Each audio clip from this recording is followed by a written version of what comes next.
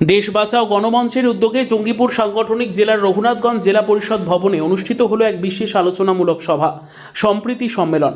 সম্মেলনে উপস্থিত ছিলেন জঙ্গিপুর লোকসভার সাংসদ মাননীয় খলিলুর রহমান, বিধায়ক কানাই চন্দ্র মণ্ডল, বিধায়ক ইমানি বিশ্বাস, বিধায়ক মনিরুল ইসলাম, জঙ্গিপুর পৌরসভার পৌরপিতা মফিজুল ইসলাম, জেলা পরিষদ সদস্য রাজীব হোসেন সহ একাধিক বিশিষ্ট ব্যক্তি। আলোচনায় বক্তারা দেশের সার্বিক উন্নয়ন, সমাজে সম্প্রীতি বজায় রাখা এবং মানুষে মানুষে ভ্রাতৃত্বের সম্পর্ক আরও সুদৃঢ় করার উপর গুরুত্ব আরোপ করেন। দেশ বাঁচাও গণমঞ্চের পক্ষ থেকে জানানো হয়েছে, আগামী দিনে সমাজের প্রতিটি স্তরে এই সম্প্রীতির বার্তা পৌঁছে দিতে ধারাবাহিকভাবে এই ধরনের কর্মসূচি নেওয়া হবে। আমাদের জঙ্গিপুর সাংগঠনিক জেলায় আমাদের রাজ্যের যে দেশ বাঁচাও গণমঞ্চ যে টিম রয়েছে আর কি, তিনারা কলকাতা থেকে এসে জঙ্গিপুর লোকসভার বিভিন্ন বিধানসভা থেকে আগত শিক্ষক, সমাজসেবী, ব্যবসায়ী এবং কর্মী নেতৃবৃন্দের সঙ্গে আজকের এই সভা হলো আর কি। যে সভায় গণমঞ্চ থেকে একাধিক অতিথিবৃন্দ এসেছেন।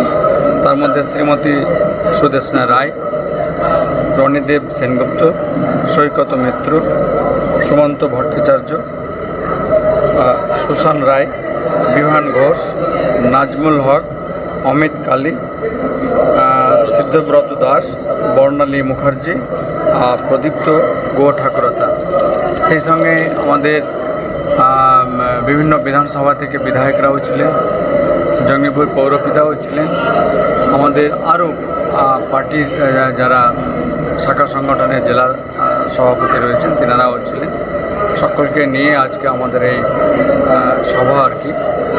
এবং সভায় যে কেন্দ্রে যে দলটি রয়েছে তাদের যে মানসিকতা, তাদের যে আগামী দিনের উদ্দেশ্য, লক্ষ্য সবটাই কিন্তু আজকে এই মঞ্চ থেকে সমস্ত নেতৃবৃন্দ বলেছেন। সেগুলোকে আগামী দিন পাথেয় করে 2026-এ ইলেকশনের জন্য মানুষকে সচেতন করা হচ্ছে।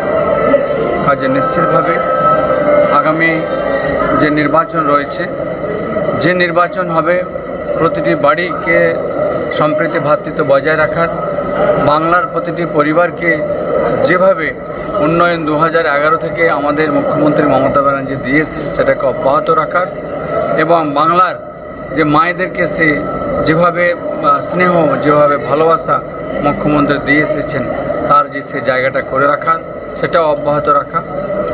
কাজে সব দিক মিলিয়ে আমাদের মুখ্যমন্ত্রী যেভাবে মানুষের সঙ্গে রয়েছেন, মানুষের পাশে রয়েছেন, মানুষের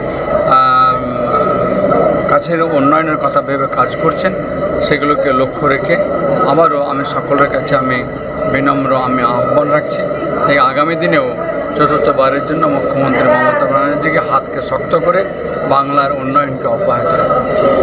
আর আমরা সকলে ঐক্যবদ্ধভাবে সম্প্রীতিকে বজায় রাখি। আমরা ঐক্যবদ্ধভাবে বাংলা বাঙালি যেন আমরা একই হয়ে থাকি।